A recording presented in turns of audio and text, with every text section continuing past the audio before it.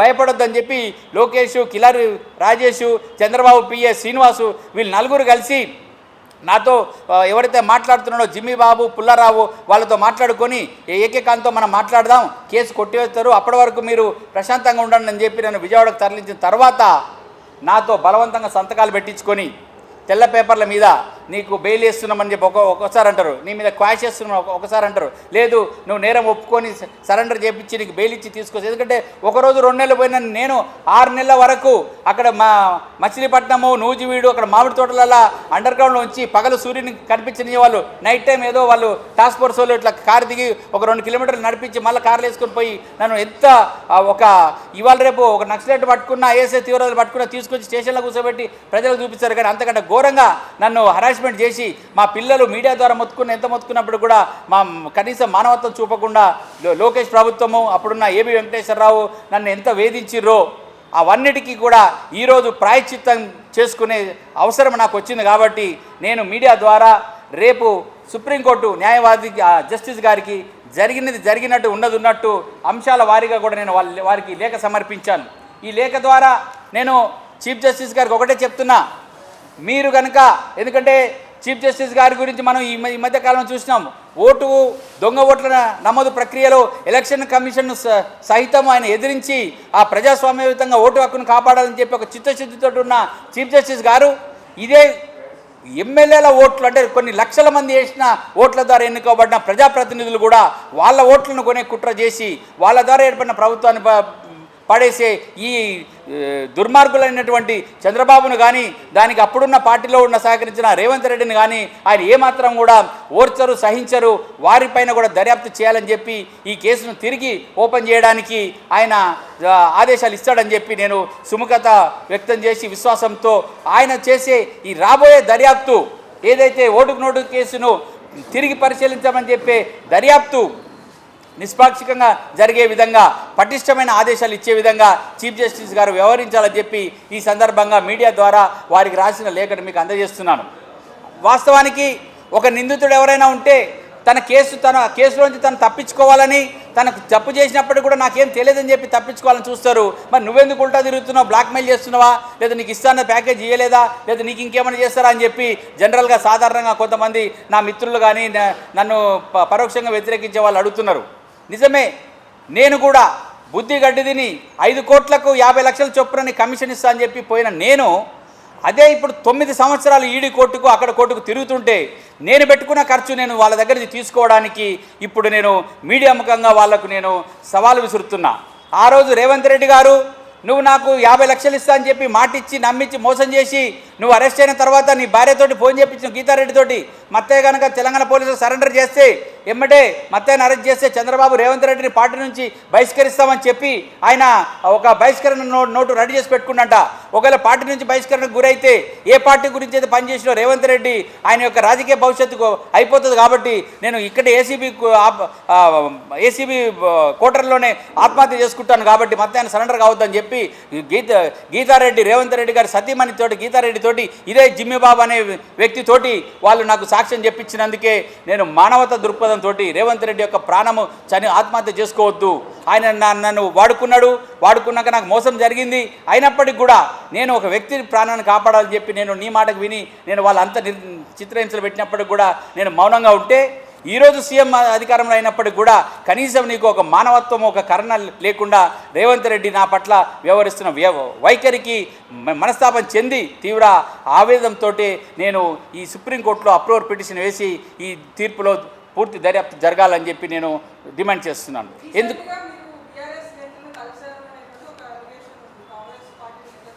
మంచిది మేడం, రీసెంట్గా కాదు ఇప్పుడు కూడా చెప్తున్నా, బీఆర్ఎస్ నేతలంటే ఇక్కడ ఉన్న ఖైరతాబాద్ నియోజకవర్గం నుంచి అక్కడ ఫామ్ హౌస్ ఉన్న నేతలారా, మీకు నిజంగా నా పైన వస్తున్న అబాధ నిజం అని చెప్పుకుంటే, మీకు నిజంగా నెత్తురు సిగ్గు శరం ఉంటే ఇప్పటికైనా రండి. ఇప్పటివరకు ఏ నేత, ఏ కోత, ఏ పీత కూడా నన్ను కలవలేదు. ఒకవేళ నన్ను కలిసి ఉంటే కనుక ఇప్పుడు స్క్వాష్కు అయిన పిటిషన్లో కేవలం 3,000 రూపాయలు లాయర్ ఫీజు ఇచ్చి నేను దాన్ని కొట్టేపించుకోవడానికి నేను మౌనంగా ఉండలేను. ఎందుకంటే ఇప్పుడు మంచి ప్రశ్న అడిగారు మేడం, మీకు ధన్యవాదములు.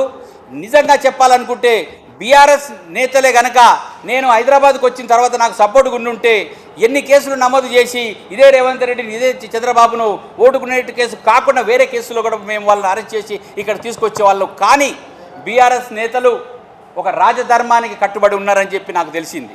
రాజధర్మం ఏంటి అని అంటే అది నేను చెప్పకపోతే ఎవరు చెప్పలేరు.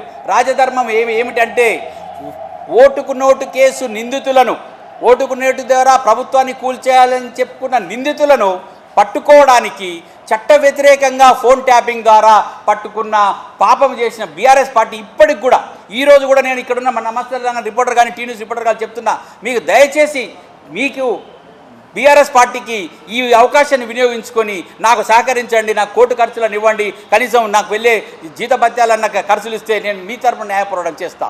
కానీ వాళ్ళు రారు. ఎందుకు అంటే వాళ్ళు ఒక నిబద్ధత ఉంది. ఫోన్ ట్యాపింగ్ కేసులో బ్రహ్మదేవుడైనా విడిచిపెట్టలేడు నిన్న అని చెప్పి ఓటుకు నోటు కేసులో కేసీఆర్ గారు చెప్పారు. ఫోన్ ట్యాపింగ్ కేసులో వేరే రాష్ట్రాలకు వెళ్ళి కాల్ డాటా తెప్పించుకొని విజయవాడ కోర్టులో భద్రం చేసి ఇటు అని చెప్పి మీ అందరికీ తెలుసు మీడియాలో. ఇటు ఏపీ కేబినెట్ సమావేశం ఇక్కడే జరిగింది సెక్రటరియట్లో. టీఆర్ఎస్ పార్టీ సమావేశం, 2 కేబినెట్ సమావేశాల్లో కూడా 2 పోటాపోటీగా జరిగిన ఈ ట్యాపింగ్ కేసు సీడీలు ఇప్పటికి కూడా విజయవాడ కోర్టులో మురుగుతున్నాయి. అదేవిధంగా చంద్రబాబు వాయిస్ రికార్డులు కూడా ఇప్పుడు హైకోర్టులో కూడా మురుగుతున్నాయి. అంటే బ్యాలెన్సింగ్, నీ తప్పుకు నా తప్పు చెల్లని చెప్పి ఒక రాజధర్మం రామోజీ ఫిలిం సిటీలో జరిగిందంట. అది నేను అక్కడ ఉన్నప్పుడే నాకు తెలిసింది. బాబు, ఈ ట్యాపింగ్ కేసులో 8 మంది ఐపీఎస్లు ఉన్నారు, కేటీఆర్, కేసీఆర్.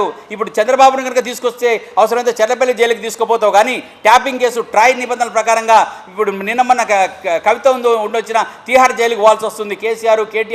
కేటీఆర్ పిఏ తిరుపతి 8 మంది ఐపీఎస్లు పోవాల్సి వస్తుంది. కాబట్టి మీరు సైలెంట్గా ఉండండి అంటే కేసీఆర్ ఐపీఎస్ అధికారులను అడిగిందంట, సార్ మరి ఏమైంది, వాళ్ళు ఫోన్ ట్యాపింగ్ కేసు పెట్టుకోవచ్చు అంటే వద్దు సార్ అని చెప్పి ఐపీఎస్ అధికారులు వద్దు, మేము నిన్ను కాపాడడం చేసినా కూడా మమ్మల్ని కాపాడమంటే ఐపీఎస్ అధికారులను కాపాడడానికి, అదేవిధంగా ఐపీఎస్ అధికారులతో పాటు తన కొడుకు కూడా తీహార్ జైలుకు పోతాడు. కాబట్టి అలా పోయి కొత్త ప్రభుత్వంలో ఇబ్బంది తెచ్చుకోకుండా ఉండడానికి వాళ్ళు ట్యాపింగ్ కేసుకు సంబంధించిన ఆధారాలను వాళ్ళు వదిలేసిర్రు. ఫోరెన్సిక్ రిపోర్ట్ వచ్చిన చంద్రబాబు వాయిస్, తర్వాత నోట్ల కట్టలు 50 లక్షల బ్యాగు దొరికిన బ్యాగు, నా వాయిస్ రికార్డు, నా కాల్ రికార్డింగ్లు, మా గూగుల్ లొకేషన్స్ అన్నీ కూడా మూసివేసుకొని రాజధర్మానికి కట్టుబడి ఉన్నాడు. ఎందుకు?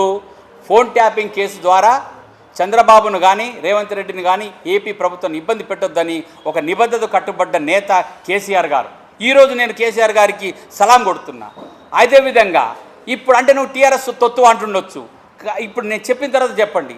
అదే ఫోన్ ట్యాపింగ్ కేసు గురించి ఓటుకు నోటు కేసు తొక్కివేయబడి బాకీ చెల్లైన తర్వాత ఆ ట్యాపింగ్ కేసులో ముద్దాయిగా ఉంటున్న రేవంత్ రెడ్డి అంటే వాళ్ళ గురువు చంద్రబాబు ఎలక్షన్స్ గెలిచి పరిపాలన తీసుకోగానే మళ్ళీ ఫోన్ ట్యాపింగ్ కేసు ఓపెన్ చేసిండండి. దీనికి మనం ఏమంటాం చెప్పండి? నా తప్పు నీ తప్పు చెల్లనుకున్న తర్వాత మళ్ళీ ట్యాపింగ్ కేసు తీసి ఆ 4 ఐపీఎస్ మీకు గూగుల్లో కొట్టండి, phone tapping case Shivadhar Reddy IG అని గూగుల్లో కొట్టండి. ఆ రోజు ఫోన్ ట్యాపింగ్లో ఇప్పుడున్న ఇంటెలిజెన్స్ డీజీ, రేపు కాబోయే డీజీపీ శివధర్ రెడ్డి కూడా మొదటి ముద్దాయిగా ఉన్నాడు.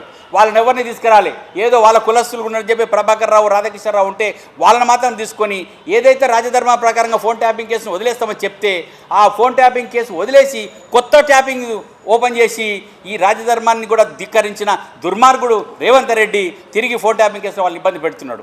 సరే మంచిది, ఇబ్బంది పెట్టుకో, అది ప్రభుత్వం చూసుకుంటే దాంతో నాకు సంబంధం లేదు.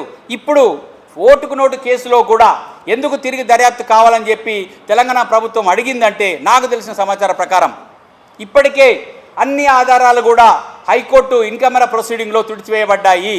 ఇక ఉన్నది ఒకటి నా వాంగ్మూలం కూడా నేను ఇప్పుడు మీడియా ముఖంగా ఎందుకు వచ్చి చెప్పిన ఎన్ని విషయాలు ఎందుకు చీఫ్ జస్టిస్ గారు చెప్పిందంటే రేపు నన్ను చంపిన తర్వాత నా ఏలుముద్రలు తీసుకొచ్చి మత్తయ్య స్టేట్మెంటు ఏం ఓటుకు నోటుకు చంద్రబాబు ప్రమేయం లేదని చెప్పి, రేవంత్ రెడ్డి ప్రమేయం లేదని చెప్పి వాళ్ళు కొట్టేపించుకొని క్లీన్ చేసుకోవడానికి వస్తారు.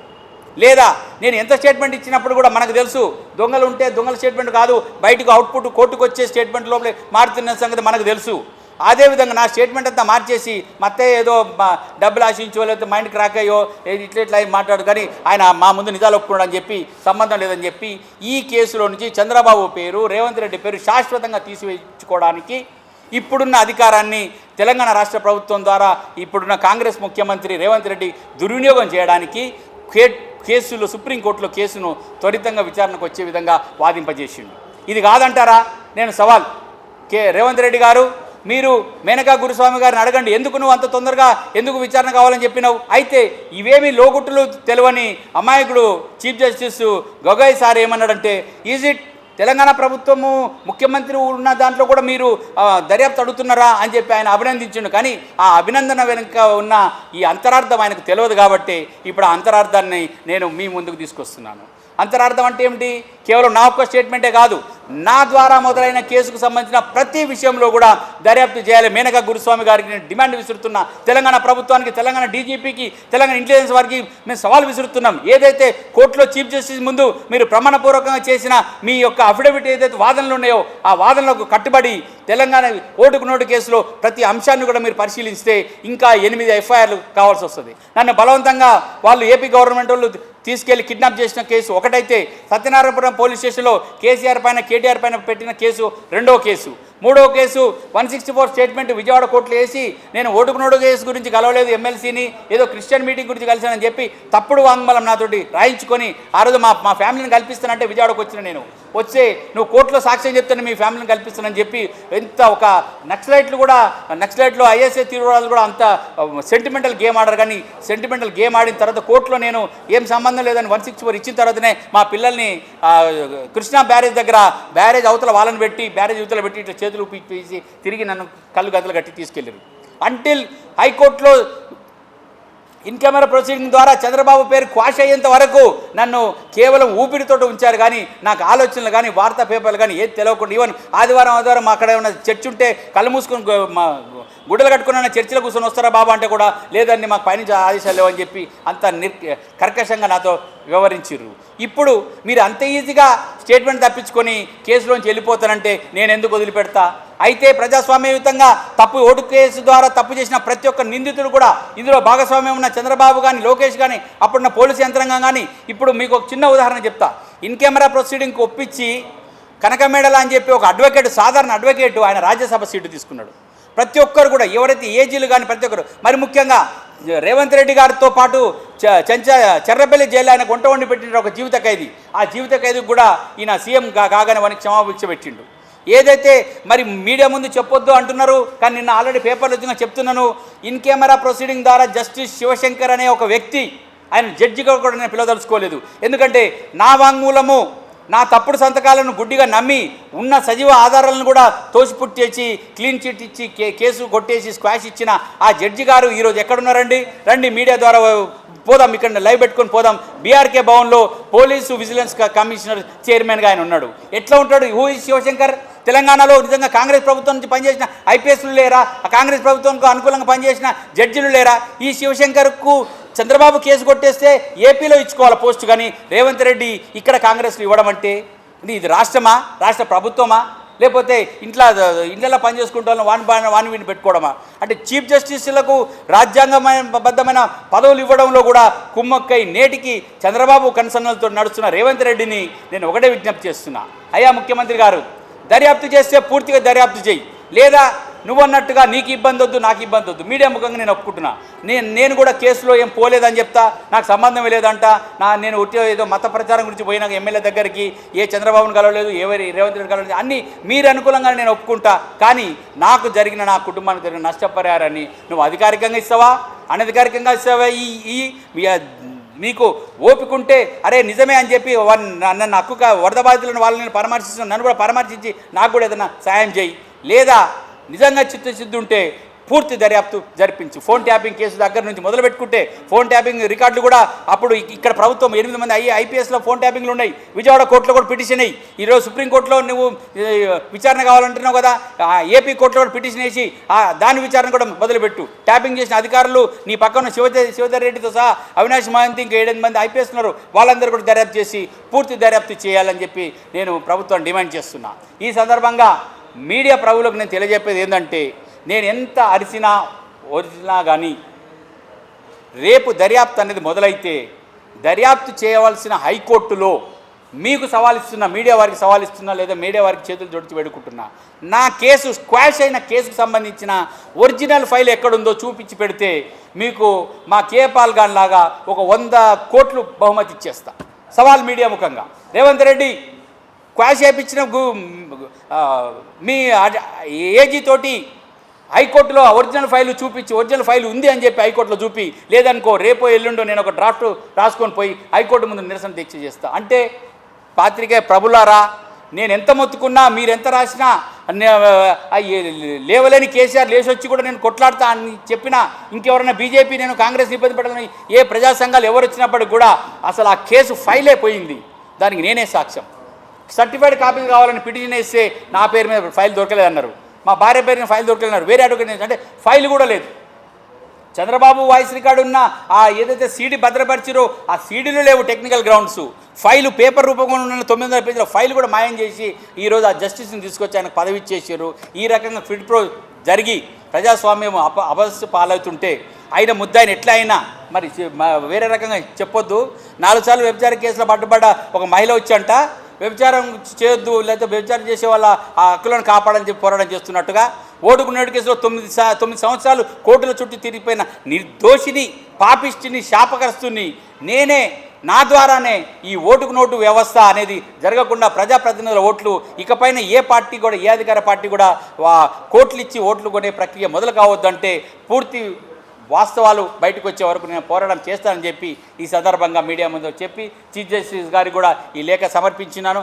రేపు ఆంధ్రప్రదేశ్ ప్రభుత్వంలోకి పోయి, ఎందుకంటే ఇక్కడ మెయిన్ కేసు ఫైల్ లేదు, ఇది క్వాష్ పిటిషన్ చేసిన ఫైల్ లేదు, మరి అప్పుడు ఏ విధంగా నన్ను విచారిస్తారు? అంటే నేను ఎక్కడైతే పిటిషన్లు ఇచ్చినానో మళ్ళీ నేనే దొంగనైనా నేను చేసిన దొంగతనం సంబంధించిన ఆనవాళ్ళు విజయవాడ కోర్టు కానీ సత్యనారాయణపురం కోర్టు కానీ అన్నీ తీసుకొని వచ్చి నా దగ్గర ఒక కాల్ డాటా రికార్డింగ్ ఉంది, అప్పుడు నేను ఏపీలో ఉన్నప్పుడు తెప్పించుకున్నా, అవన్నీ కూడా తీసుకొని వెళ్ళి నిజంగా విచారణ జరిగితే విచారణ జరిపించేందుకు నేను సిద్ధంగా ఉన్నానని చెప్పి ఈ సందర్భంగా మీడియా ముఖంగా చెప్పుకుంటూ నాకు ఈ అవకాశం ఇచ్చినందుకు మీ అందరికీ కృతజ్ఞతలు. ఏమైనా ప్రశ్నలు ఉంటే అడగండి, చెప్తాను.